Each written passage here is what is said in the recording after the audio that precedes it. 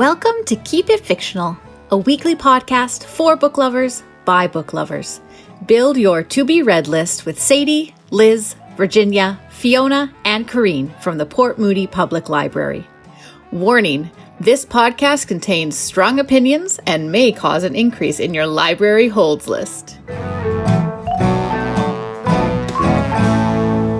All right. Welcome, everyone, to Keep It Fictional, a podcast for book lovers by book lovers. We are coming to you from the Port Moody Public Library. I am Chief Book Lover in Charge today, Corrine, and I am joined by my fellow book friends, Sadie, Mark, Virginia, and Gabriel.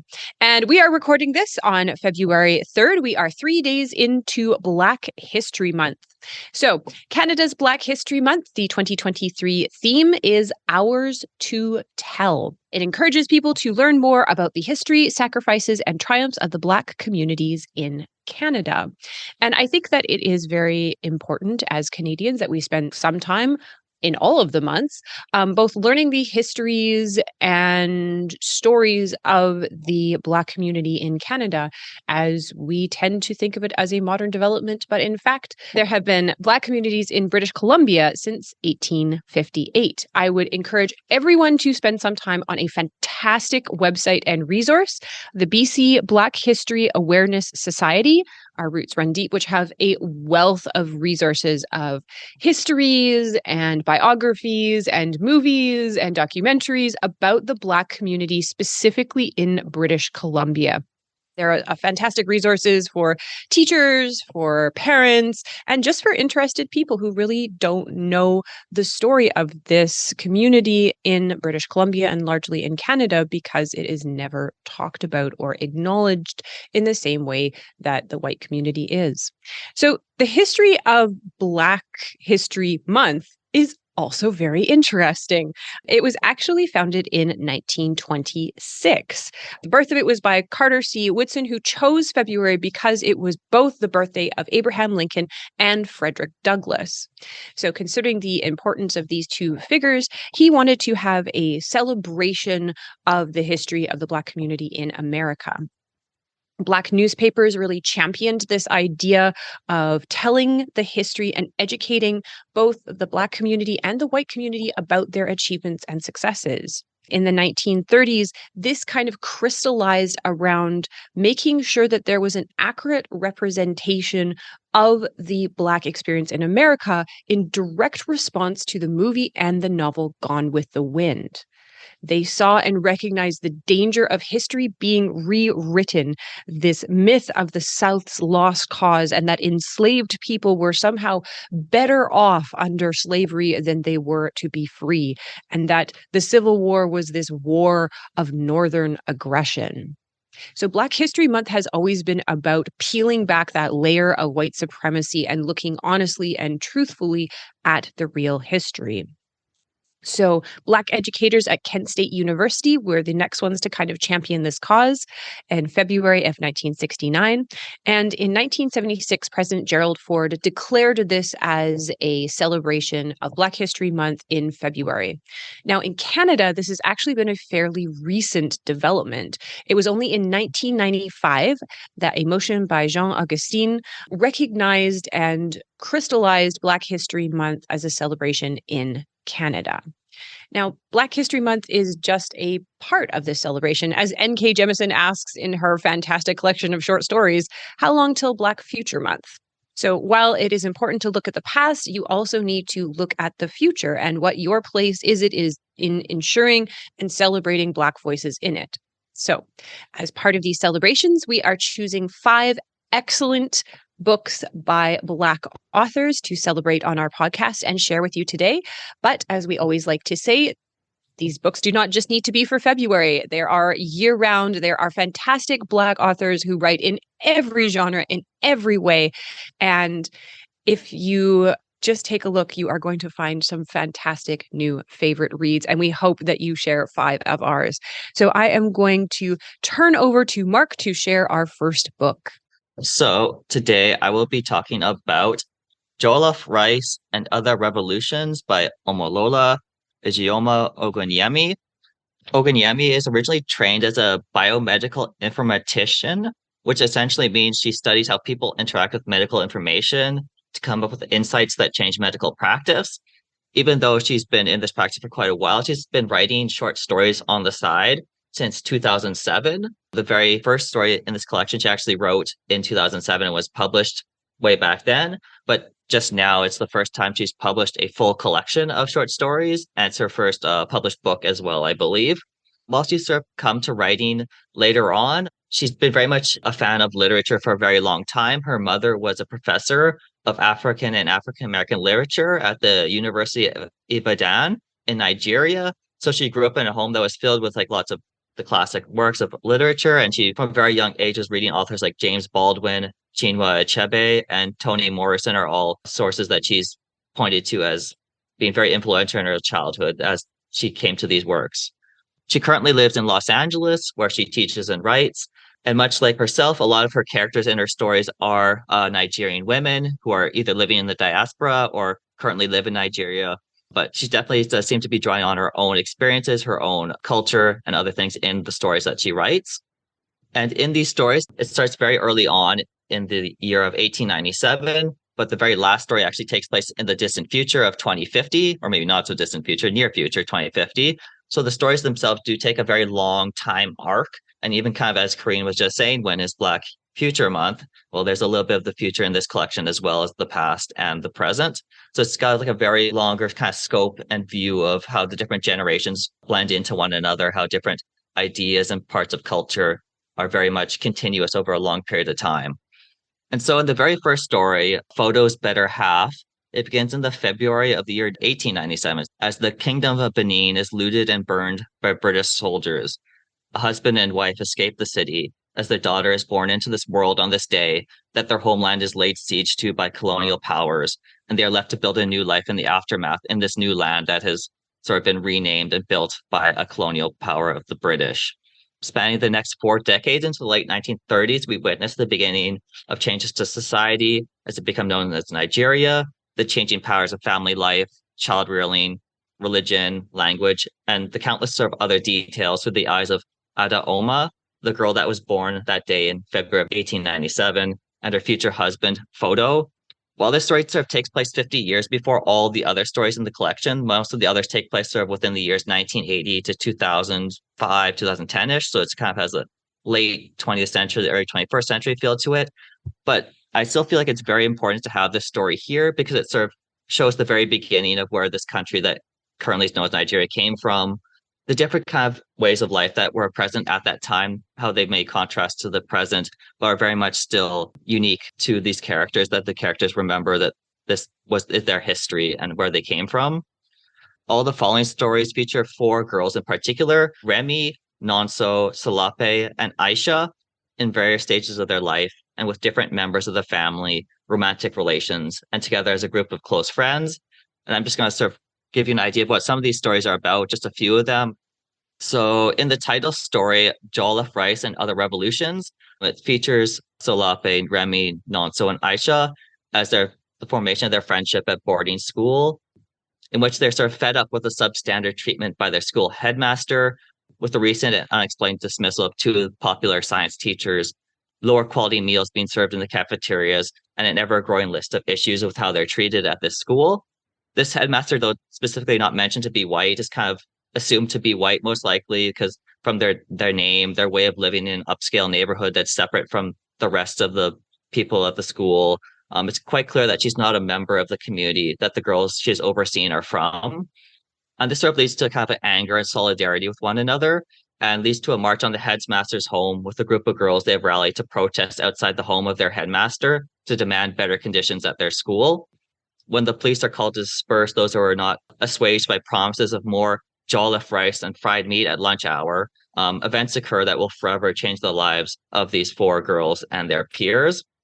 In another one of the stories, Reflections from the Hood of a Car, takes place in 1993. Now living in New York City, Remy is married to a man named Segun, a fellow Nigerian living in America.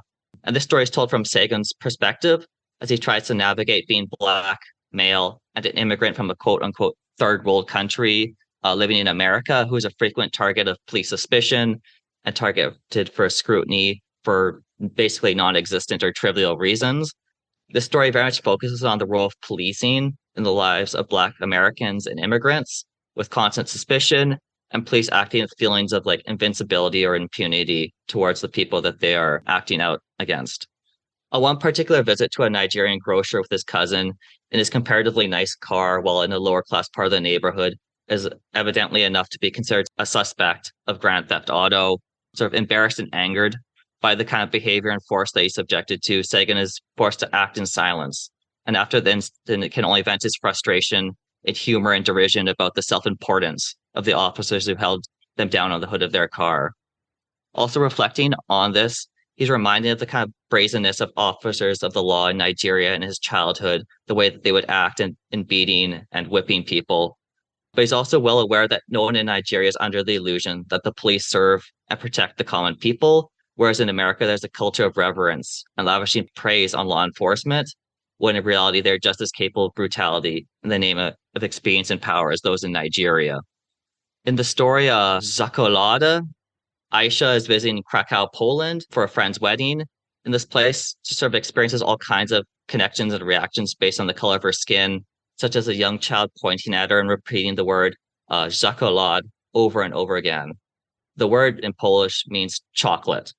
This is kind of like the way that she is seen by many people, the kind of othering ways of looking at her and her skin color, the agitation of those who dislike her level of knowledge of the Polish language, how she pronounces the words, as she is treated as an outsider by those who seem to view her as some strange person who's out of place around them.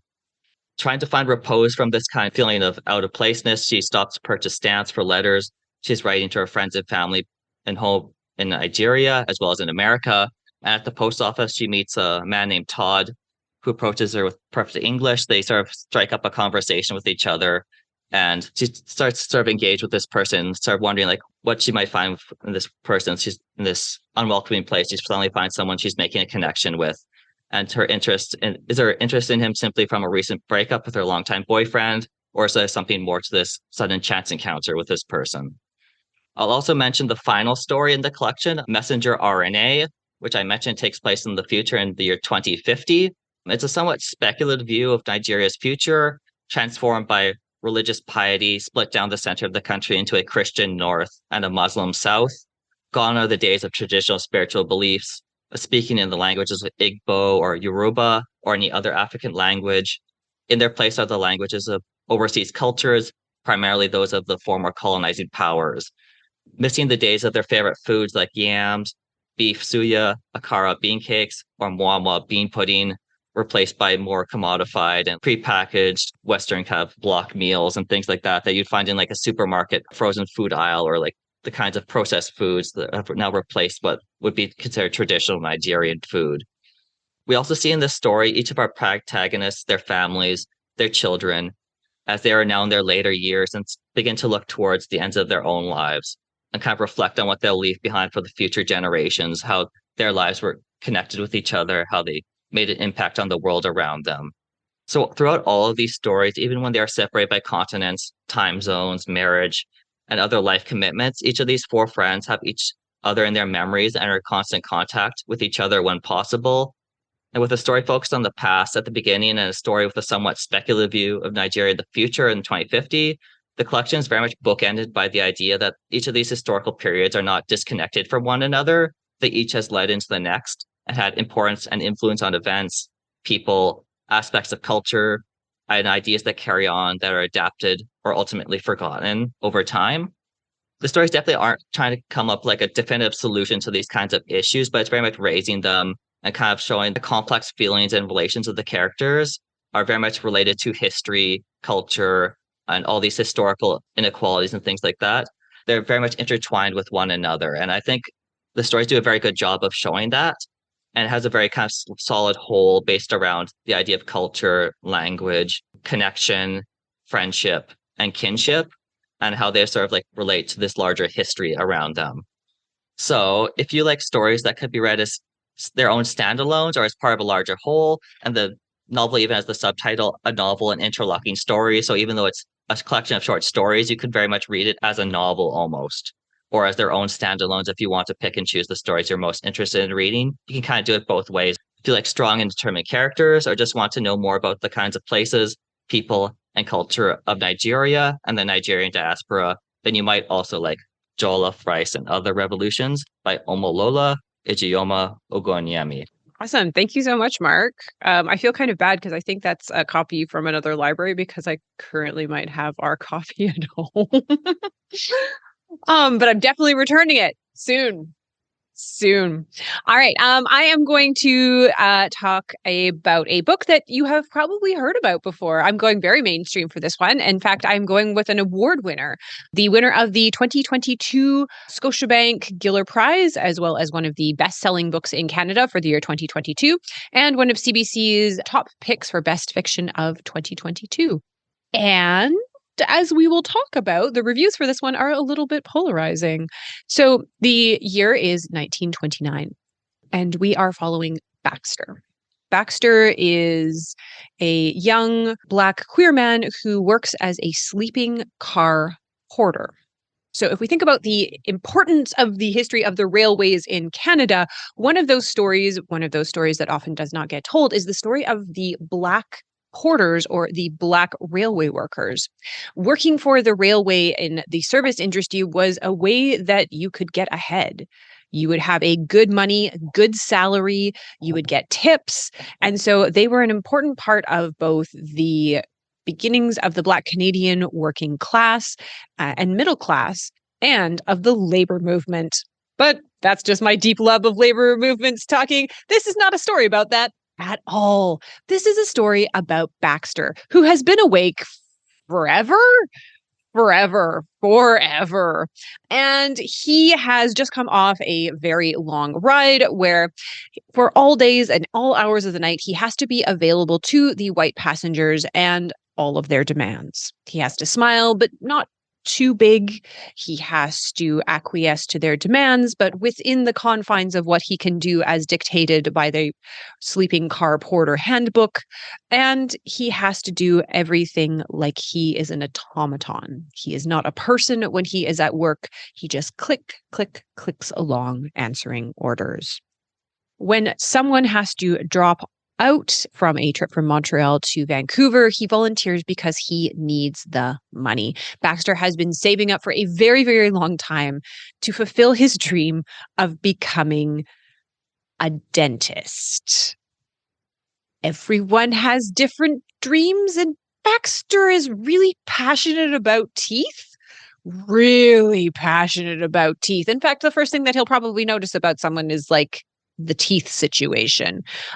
Which was scary. Anyways, on this trip from Montreal to Vancouver, Baxter has to be awake the entire time, only catching small snippets of sleep as he goes along. However, the group of passengers on this particular trip are a little bit more unruly than most, all of them carrying their own secrets, their own stories, going out west for their own reasons. When the train is stopped by a mudslide in the middle of the Rockies, all of these histories, all of these stories, all of these secrets come bubbling to the surface, and Baxter is right in the middle of it. Because in one of the latrines, he has found a postcard of two men in bed that awakens with him memories and urgings and longings that he probably doesn't want to deal with at work, but he's gotta.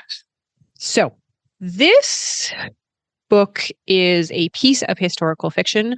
It is The Sleeping Car Porter by Suzette Mayr. And when you look at the reviews on Goodreads, you will see that they are very, very polarized. There are people who really enjoyed the book, and there are people who did not. And that is because this is not a straightforward book. This is not a piece of historical fiction in the way that you think it's going to be a piece of historical fiction, in the way that a lot of Giller Prize winners are. This is a piece of magical realism, surrealist literary fiction. And so if you know that going in, if you know that there are maybe ghosts and haunted teeth people and like rabbits running around, I think you're a little bit more prepared for what the author is trying to do because it isn't what you think it is going to be from the description of the back. Baxter is hallucinating, or is he? He might not be. There might actually be teeth ghosts. I am unclear, but what she is trying to achieve is bringing in all of these like supernatural elements and these really disturbing images to kind of make this amazingly complex metaphorical story about yourself and not yourself and working in the service industry and everything else. I'm actually going to sum it up with a quote from the author because I don't feel like I can explain it. I don't know that it's a book that can be explained. One of the things that I wanted people to take away from this book is to be nice to people in the service industry. Got that. It's important that Black people become part of the fabric of the history of this country. It gets a little tiring when the only time you talk about it is in February because it's Black History Month. It's every month. It's everywhere. It's all the time, and it's not necessarily about Black pain or suffering or victimhood. The Porters were important in helping to establish a Black middle class, one that had a ton of impact in all kinds of ways, including labor rights. Black history matters every month of the year. And I think that what she set out to do, she really achieves in an interesting way. I like that she didn't do it as a very straightforward piece of historical fiction. She's bringing in so many different elements. And as a novelist, and she's also a poet, you really get that kind of depth of language. I will totally admit that I went super method on this book and that I read it at like 2:00 in the morning last night when I was also not at my mental best. Also, when I'm tired like Baxter, I tend to see hallucinations. I once mistook a coat for a 7-foot-tall Victorian widow. It happens. And so I think that if you go into this book knowing what it is, you are really going to enjoy it. I love this book. I thought it was amazing. I think it deserves all the awards. I think she achieves everything that she set out to achieve and then some in such an interesting way. She's there to subvert your expectations. And I was very, very there for it. 2:00 in the morning, Corinne was very into this. If you go into it looking for a very straightforward historical fiction, you are going to be very disappointed and confused and very, very confused. And I think that when you see some negative reviews of that book, I think it's because people were unaware of what she was trying to do and how she was trying to do it. So I'm warning you now. I'm saying you should definitely read this book. It's a fantastic work by a Black queer author. I think she's fantastic and wonderful, and I might actually pick up some of her poetry. Maybe I'm still asleep. I don't know. But I definitely encourage you to pick this out. It's such a fantastic way of retelling a story, a very particular story of Black history in Canada that we don't know about that is told in such an interesting way. All right. We are going to shift over to Virginia, who I'm guessing also might have something weird. When do I ever have anything weird? Actually, I don't know. Okay. Of course it's weird. What am I saying? So, how far are you willing to go to make sure that your child is loved, to make sure that they have the best life they can get, to make sure that they are safe?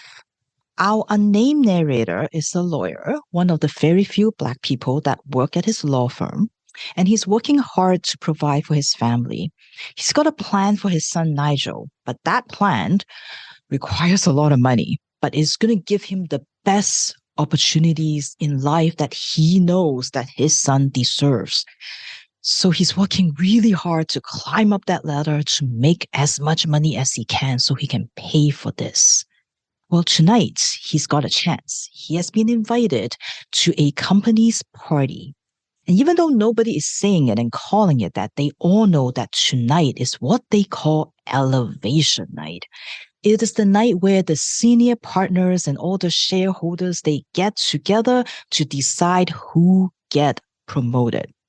It's a costume party that they're all invited to this giant big mansion.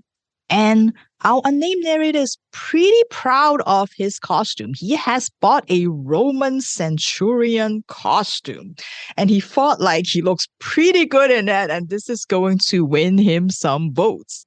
Unfortunately, when he got to the party, he looked around and he realized maybe he has miscalculated. He looking at some of his colleagues, his fellow competitors who's also vying for this promotion. He realized that one of them is dressed like a butler.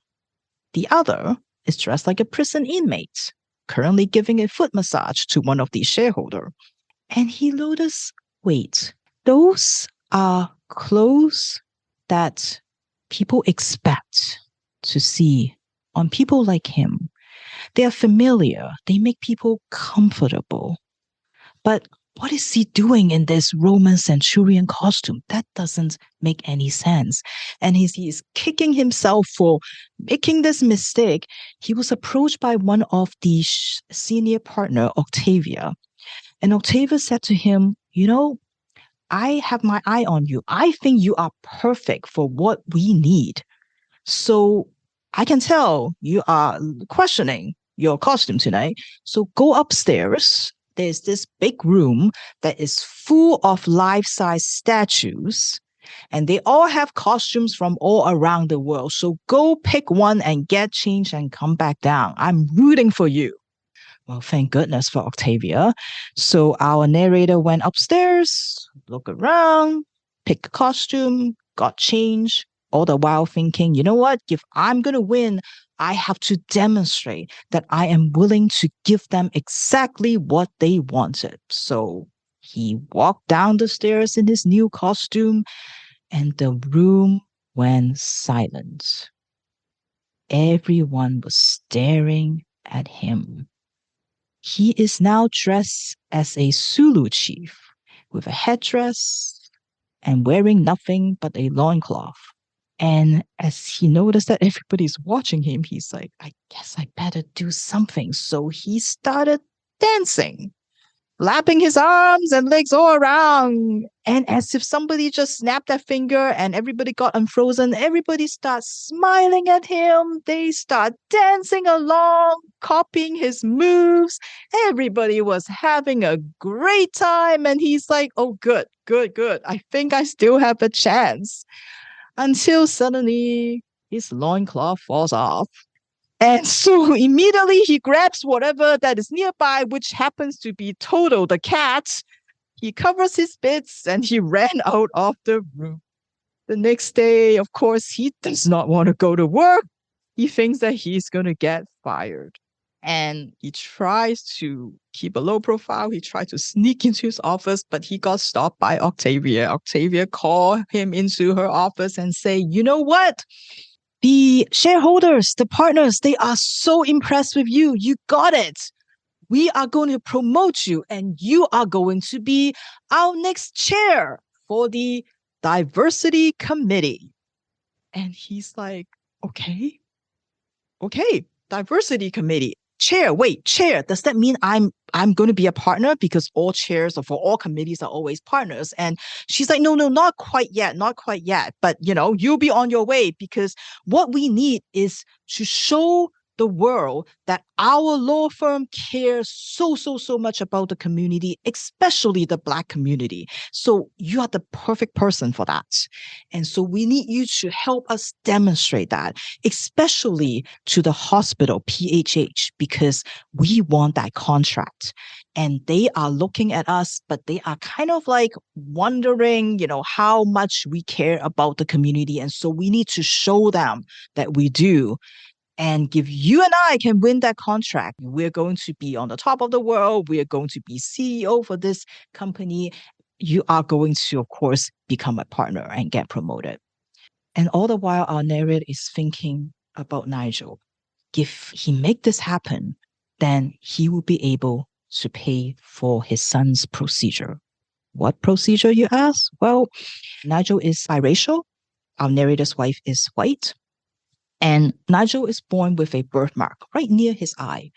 It started off with just this tiny little black dot, but the birthmark has been growing along with Nigel, and it's getting bigger and bigger.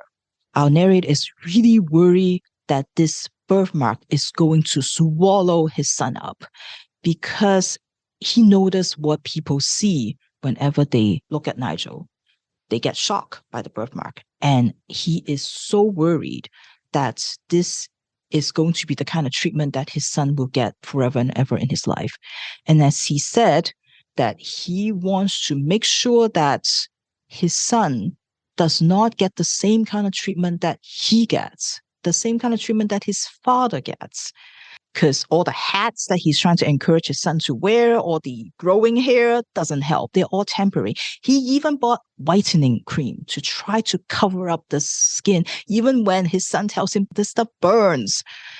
So he needs a permanent solution. And there is a new medical procedure, demelanization surgery, that can completely erase that blackness from his son so that nobody will ever know that his son is black, so that nobody will walk up to the other side of the street and clutching their purses as his son walks by, that nobody will follow his son around in the shop, that no cops will stop him, that they don't have to be mindful of being polite and saying thank you and saying please. He does not want that for his son, and he thinks that this surgery will help. And so, diversity chair it is. Maurice Carlos Ruffin shows us what it's like to live as a Black person in America in his debut novel, We Cast a Shadow.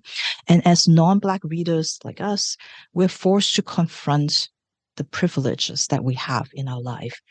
The book is frequently compared to Paul Beatty's The Sell Out, which I haven't read yet, but I got a copy. It's on my list. And it's often categorized as satire, and is taking today's reality and exaggerating it. And it's supposed to be set kind of like in a near future. I wouldn't go so far as saying it's dystopian future, but definitely a little bit alternative America. But it feels very similar to our world. There are a lot more restrictions and rules for Black people. There's so many more like leeway given to the cops in the name of keeping everyone safe. There are a lot more deportation happening. The physical walls that are built around Black communities get higher and higher every day. But it's a different kind of satire because it doesn't feel far-fetched, sadly. And Ruffin doesn't also give us that luxury of distance. It feels very immediate and so very, very powerful because it feels like the world that we know and the world that we live in, and it's not that far off. Ruffin is definitely poking fun at the ridiculousness of it all. And on a sentence level, there's a lot of really funny sentences there. And so many of the lines is like, I need to highlight this because, we talked about highlighting before, but I can't because it's a physical book that we have. But it's not absurd the way a lot of satire is. And our narrator is never a caricature. But first, when we met our narrator, we understand, we can feel his pain, we can see where he's coming from and how he's being treated and his family history and why he thinks the way he does. And we understand how he does not want that for his child, and we have sympathy for him. But as the story progresses, you can realize that this love for his son is turning into this extreme measure that he's willing to take. And it's totally messed up, but yet because there was that understanding that you have kind of established between the reader and the character, that you can see him, how he's stuck in this cycle of, that he's living with systemic racism, he's living with the intergenerational trauma, and his response to it, even if it is so messed up, it still feels very genuine. It feels very real. And Ruffin never makes a comment, makes an observation, or write any sentence just to show that, look at how clever I am. It's never like that. It's genuinely scary stuff that he writes, yet it is so powerful. And it is an unnamed narrator. We have a talk before about unnamed narrator, but this is a callback to The Invisible Man by Ralph Ellison, whereas in Ellison's story, their main character, also unnamed, is someone who white people refuse to see him. Whereas in this case, it is a character, he said he's unnamed, and in the first sentence he said, my name doesn't matter, all you need to know that is I'm a phantom, I'm a figment, and is someone who wishes to be invisible, who wishes that his son and him can all blend in with the white folks. But it's not just all grim and it's all dark, because we have that counterpoint in Nigel. What Nigel shows us is a different way of dealing with this, that rather than assimilation, rather than trying to be whiter than the white folks, trying to listen to Beach Boys like our named narrator is on every car ride, you don't have to be that way. There is a different way, and Nigel is showing us that. And so it is such a powerful story. It really helps, I think, for all of us to reflect on sort of the world that we lived in, reflect, like I said, on our privileges. And so I am so excited to see what else Maurice Carlos Ruffin does. He has a short story collection that believe that came out last year. So I'm going to be picking that up. So this is We Cast a Shadow. Fantastic. Thank you, Virginia. All right. As a way of like sneaking in another 5 books and authors, I'm going to ask our existential question of which Black author, or perhaps book written by a Black author, do you think that everyone should read? So let's pick on Sadie. I sensed that was going to happen. I feel like I set everyone up to be super curious about what book I was going to mention. So this book is not necessarily seen as a classic of Black literature, but it is a book that I absolutely adore. Actually, I know for a fact that not everyone who has read this book agrees with this love of it, but I think that it is a wonderful book if you like YA, if you like fantasy, if you think Korean has figured it out. So this is Children of Blood and Bone by Tomi Adeyemi. I could see Virginia shaking her head. I know it was not Virginia's favorite book, but I absolutely loved it. It kind of just checked off all of the boxes for me that I really like in a book. It had magic, it had romance, sometimes ill-timed romance. I understand that comment. I do. It had adventure, it had kind of changing of allegiances, enemies to friends, to lovers, to all of that kind of fun stuff. So this is a book that takes place in a fictionalized world, but a fictionalized pre-colonial African country called Orisha. And this is a world where 11 years ago, magic had been wiped out of the world. Before that, magic was very prevalent, but the people in charge decided that it was dangerous and they were going to wipe it and everybody who did magic out of the world. So now we are 11 years after that, and we are following Zélie. And Zélie is the daughter of a magi who had been killed because of her powers. And Zélie believes that she might have them, but because magic has been wiped out, she does not have access to it. I know this is not a full description of the book. This is just our existential question, so I won't go into too much more detail. But Zélie learns that there's a way to bring her magic back, and working with an unlikely ally, the princess of this country, they decide to try to bring magic back into this world. So that is Children of Blood and Bone. I think that it is a wonderful book. It is definitely not for everyone, but if you do like YA, fantasy, romance, I think that it's a great book, and that's by Tomi Adeyemi. I just argue that, like running away in the middle of the jungle is maybe not the best time for romance, but that could just be me. I will give you that. I will 100% give you that. Thank you. Just saying. All right, Gabriel, what about you? So I think the book that I am choosing for this is actually one I haven't read yet, but it's been on my to-read list for a long time. It's something that I really think that I should read. I think that everybody should read. And so that's why I'm going with it, even though I can't maybe provide the very in-depth, strong breakdown that Sadie just gave us on her book. And mine is very much part of like sort of that classic literature canon.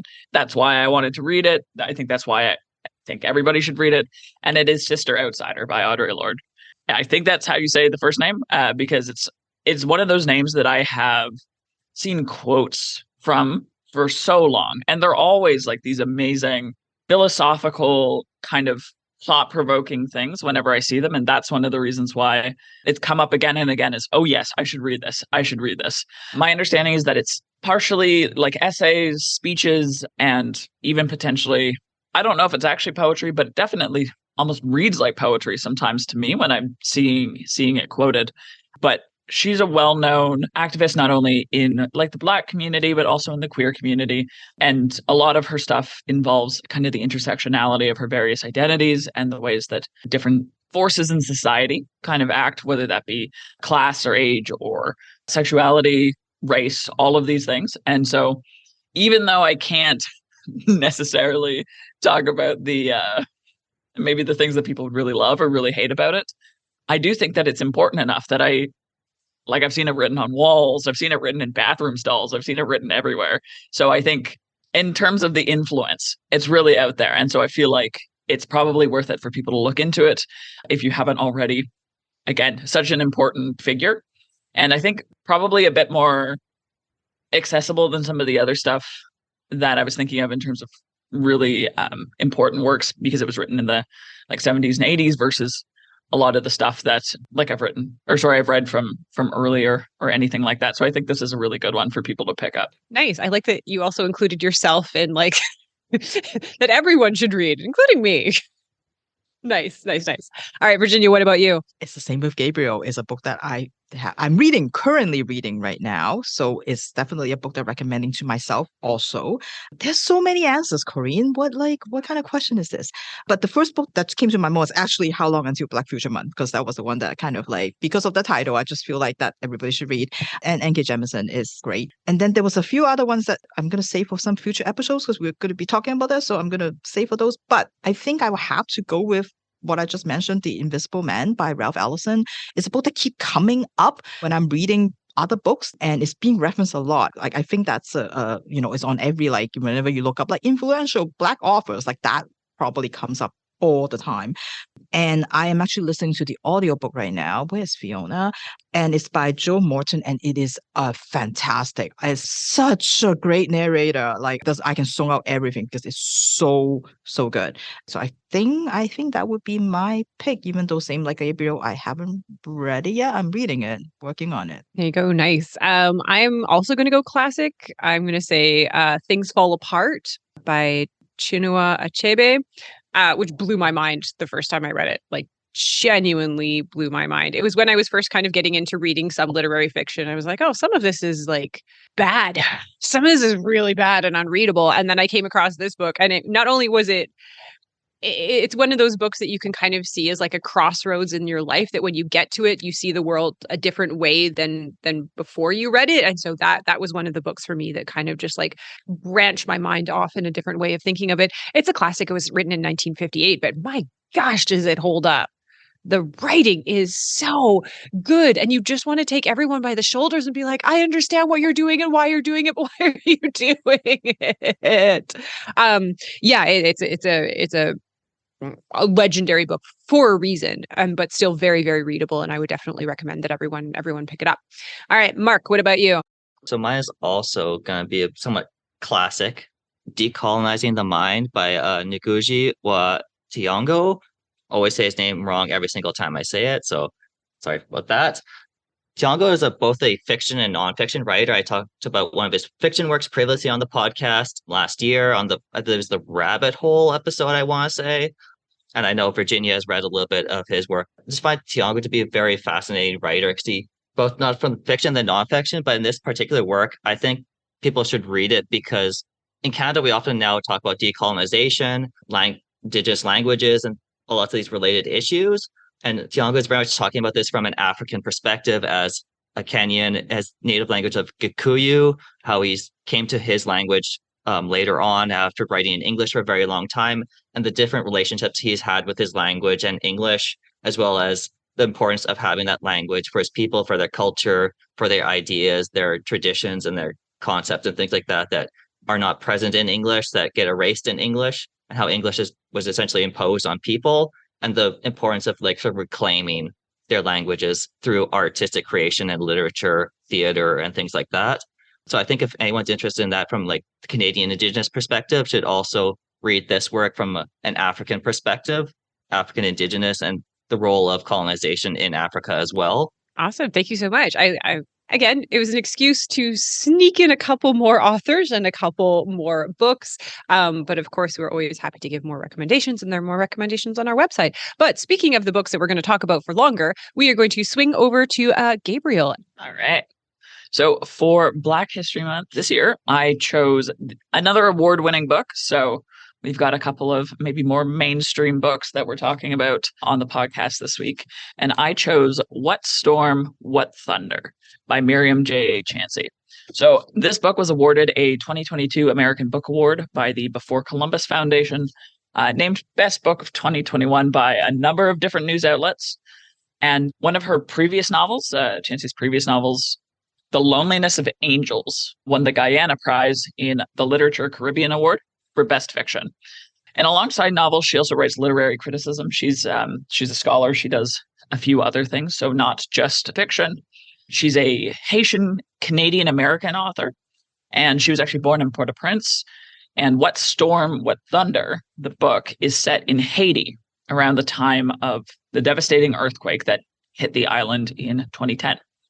While it's history, it's not distant history. It's still within the last couple decades, and it's still something that you do see some of the effects even to this day. And I think it's an interesting perspective on it, especially for a lot of us. It might be something that we saw in the news. It might be something that we read about or heard down the pipeline different stories about. And seeing it from the perspective of, albeit fictional accounts of people who lived with it, definitely accounts that are still very much based on the kind of lived experience of people dealing with the earthquake. So the book is written from multiple perspectives. It's not just a single narrative, and it can sort of be broadly thought of as before and after the earthquake. The natural disruption that it is kind of occurs in each of the characters' lives during their segment of the book. So it's not all horrific. It is an intense read, but a lot of the focus is really on like the resiliency and community. There's a lot of nuance in each of the stories because, again, this is one of those ones that's kind of trying to be realistic in all aspects of it. It's not all going to be horrible. There are going to be moments like of light shining through, but at the same time, it's about a traumatic event, even if they're not necessarily defined by that trauma. A lot of the characters in the book are also related, often by blood, but even when they're not actually blood relatives, they're all wrapped up in each other's lives. And I'm not going to go through all of the perspectives, but I am going to talk about some of the really prevalent ones and the ones that are really interesting. So the character who strings together all of the narratives is a woman from the market, and she's called Malu, who kind of watches all of them and connects all of them. She's not quite omnipotent narrator. It's more someone who can see everything, who watches everything, who has a very strong pulse on the community, and so knows a lot of people, especially because the market, just in general, as a meeting place is it's a location that I think has a lot of meaning and theme anyway. So she is there at the earthquake, and she's one of the people who is even like pulling people out from the rubble, who's sitting near people as they're trapped within, who is doing all of these different acts of service at the same time, and really witnessing what the earthquake does to people, not just to herself, but to the people around her. And so I think her account as a bookend of the perspectives in the novel is really interesting. And I think it's really kind of poignant. Or one of the stories that stuck out to me anyway is the story of Sarah, who is a mother who lost her children in the earthquake. She is suffering from a lot of different things, but one of the big things is that in the wake of this, her husband leaves her, and she's actually forced to relocate to a camp for those who need shelter after the natural disaster. And like many of the people that end up in these camps, she encounters poverty, she encounters violence, and in general, just incredibly unsafe living conditions. Oliver, her husband, also has a chapter later in the story that kind of provides some perspective as to why he left and how their lives are affected by the loss of their children and the sort of experience of being unable to do something when they are so close by, but just having to sort of move past that and move on from that.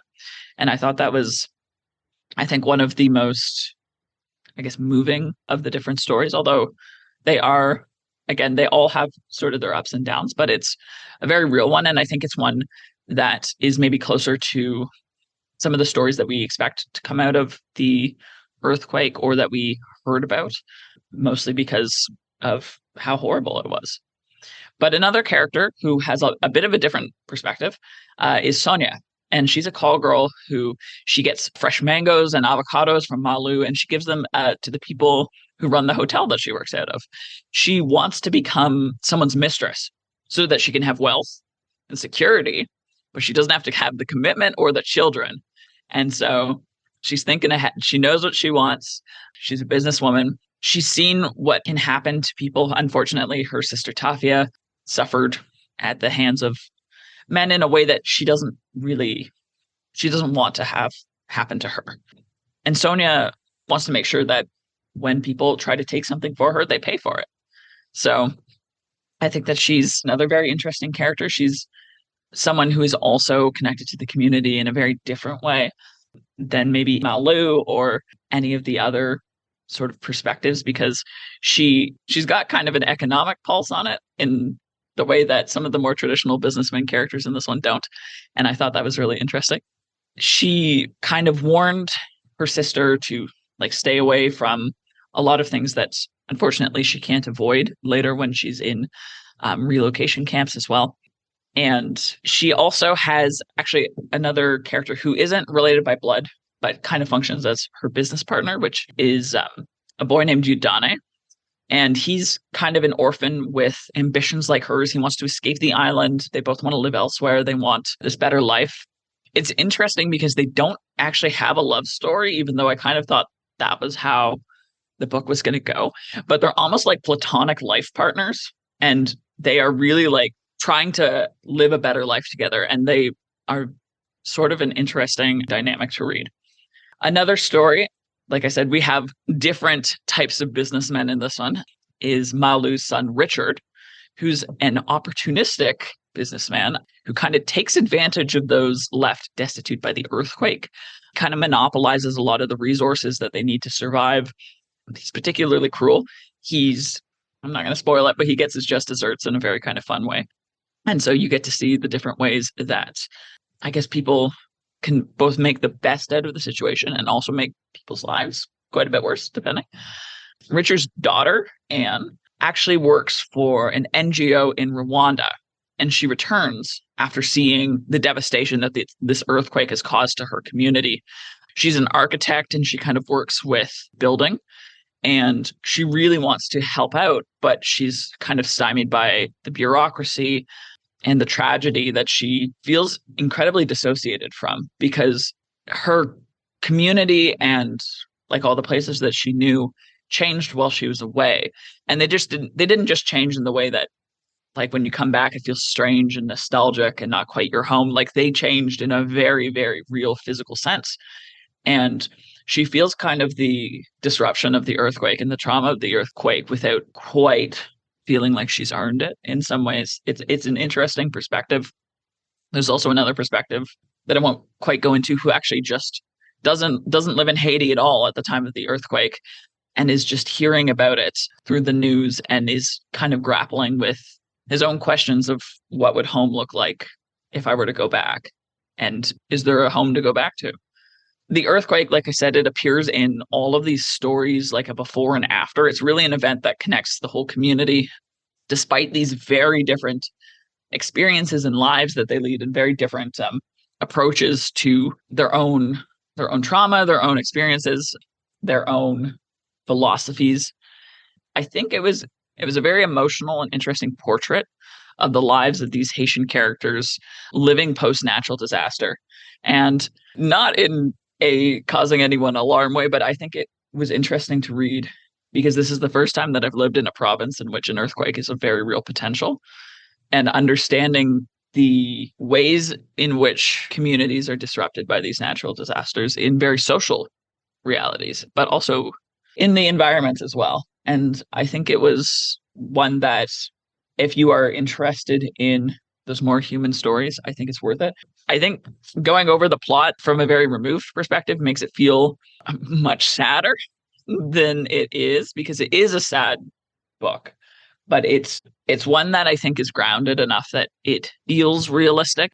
It's not so much making a spectacle out of things, but the specter of the earthquake, I think, is so big that is more the spectacle than anything else. So if you're interested in maybe more modern history, if you're interested in looking at an entire community through different lens and just kind of getting maybe an idea of kind of the little bits of Haitian culture, there were definitely moments where I learned something, or I knew that there was like a cultural difference, but it wasn't one that was like completely alienating, because she's very good at putting things in language that would be easy for anyone to understand, or kind of explaining different values and things like that. And so I thought it was very interesting. And I thought that it was something that I wouldn't normally pick up, but I was glad that I did. So that is What Storm, What Thunder by Myriam J. Chancy. Thank you, Gabriel. Yeah, I wouldn't have pegged that as a Gabriel pick, but the more you kind of talked about it, it does seem like a good fit for you.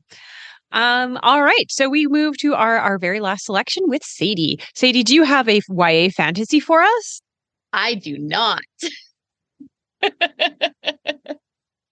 I know. Shocking. Absolutely shocking. No, so I actually give credit to Kareen for a bit of a shift in my reading since I have been in this position, in a good way, in a very good way. Kareen, you have encouraged me and suggested some books in the mystery genre. So I have started reading more mystery books. So the book that I am recommending is a mystery book, and it's an adult mystery book. There is sometimes a crossover with YA mystery, but this one is not. This is an adult mystery book. And this book takes us back to the 1920s. Now, I have always loved the 1920s as a decade, as looking back on it. It was a time that I always thought would be really fun to live in. It was kind of, you have the glamour, the flashiness. Yes, you might not have been able to drink in some places, but you got around that. You could find the places to have fun. There was the Charleston. There was kind of all of these really fun aspects of the 1920s that have always really appealed to me. When I was in college studying musical theater, we did a show that took place in the 1920s, and it was just one of the funnest shows that I've ever been in. And so I think that has a lot to do with my love of the 1920s. And I think that a lot of people look back on the 1920s in a similar way. And what the author of this book actually says is that a lot of people look back on the 1920s with a bit of rose-colored glasses. And so what our author, Nekesa Afia, set out to do with this book was provide a different perspective, a different idea of what the 1920s was, and more specifically, what the 1920s was for a young Black woman when you're living in Harlem in the 1920s. So our book is called Dead, Dead Girls. It's the book I'm talking about, by Nekesa Afia. And this is Afia's debut novel. I would say that there are parts of it where you can tell that it is her first book. I think that the story reads really, really well. I think that it's really exciting. It pulls you in, but she's still kind of finding her feet. So that's one thing I will say, but I think that it is worth the read. And I think that she's going to continue writing this series, and I will continue reading it because it kind of pulls you in a way that makes you want to keep reading it. So Dead, Dead Girls tells the story of Louise Lloyd. And Louise is in her 20s, and she's living in Harlem, and she's doing her best to forget something that happened to her when she was a teenager. So 10 years earlier, in 1916, Louise was kidnapped. She was walking home one night. It was cold. She had her jacket kind of pulled up around her. She's grabbed from behind, and she's kidnapped and thrown into a room with a group of other young Black women. Now, Louise is not the kind of person who's just going to sit there and let this happen. So when the kidnapper is out of the room, she works on getting her hands untied. And when he comes back in, she fights back and she helps everybody escape. Not too much time is spent talking about her kidnapping in the book, but it does definitely set the scene and set the tone for our whole story and for who Louise is as a person. Because ever since Louise was kidnapped, she has gotten the title of Harlem's hero. And she hates it. She absolutely hates it. She has been trying her best for the last 10 years to run away from the title of Harlem's hero. Anytime anyone finds out who she is, they look at her differently. They think that she's this great person who's set out to do all these wonderful things, when in reality, she's just a young 25-year-old woman who's just trying to get by. So to kind of move herself away from that, she focuses on her life, and she has a good life. She is young. She is in love. She works at a cafe during the day, and she goes to a speakeasy at night and dances, which is her absolute favorite thing in the entire world. She just loves, loves, loves to dance.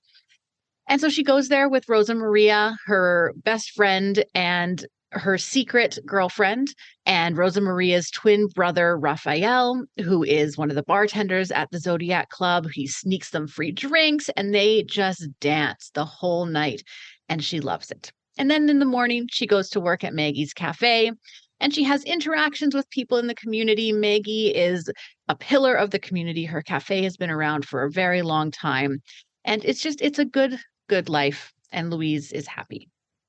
That is until one morning when she's on her way to work. Her and Rosa Maria are heading to the cafe after a night of dancing, and there's a body in front of the cafe. And it is the body of a young Black woman. They don't know who she is. They've never met her before, but she's wearing the uniform of the speakeasy that is run in the basement of the cafe at night. And so they learn that she is a staff member, she is a dancer, she is an entertainer of the speakeasy in the basement of Maggie's Cafe. Louise is distraught. Louise doesn't quite know how to react to this. The police come, the detectives come. They say that they will do their best to find out who killed this woman. But Louise knows they're white police officers. It's a Black woman. They're not really going to do anything. So that night, she's at the Zodiac with Raphael, and she watches a police officer who is arresting another young Black woman, and she just can't hold it in anymore. So she races over and she wrestles this woman away from this police officer, and she stands up to him and basically says, "This woman is not doing anything wrong. What are you doing? You have no right to arrest her." Naturally, the police officer does not take this very well, and in retaliation, Louise punches him. Probably not the best thing for her to do in the moment. She is arrested. She is put into a cell overnight. She knows that there's probably no way out of this. She was caught drinking. She was caught at a speakeasy, and she punched a police officer. It's not going to go well for her. The police officer is not a very nice man. He's a young white cop. He is racist. He speaks down to her. He knows that he has power over her in this situation. And he knows that no matter what he chooses to do, he will get away with it. So morning comes after Louise is kept in this cell, and she's brought into a detective's office. Now, this detective was the same detective that was on scene the morning where they found the young woman. And he gives her a choice. He says, "We can make an example of you, and you can go to jail for punching this cop, or you can help us solve these murders." So this is not the first. This is the third in a line of murders of young Black women in Harlem, and they need help.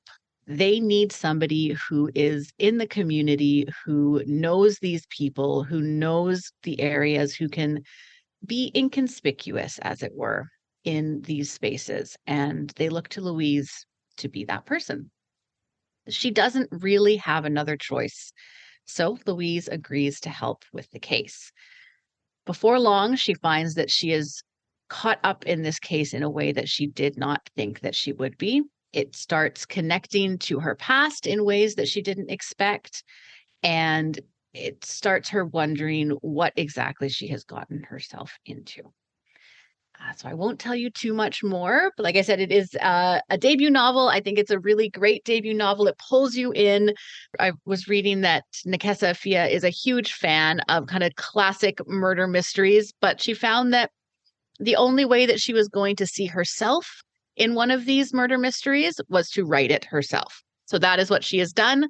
She has written herself into Dead Girls. And this is her kind of tribute to all the young Black women who might want to see themselves in those predominantly white mystery stories that are often out there.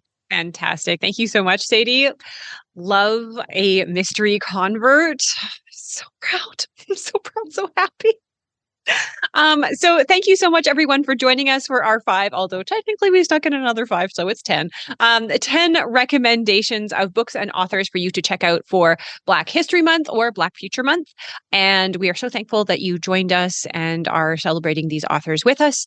And although it is February and it is a special month to kind of recognize the contributions and real history of Black people in North America, we encourage you to keep this up for the rest of the year to make sure those shelves of yours are diverse, those to be read piles have many, many, many voices in them, and to enjoy all of these fantastic authors that we have access to. So thank you very much, everyone, and have a wonderful read. Bye-bye.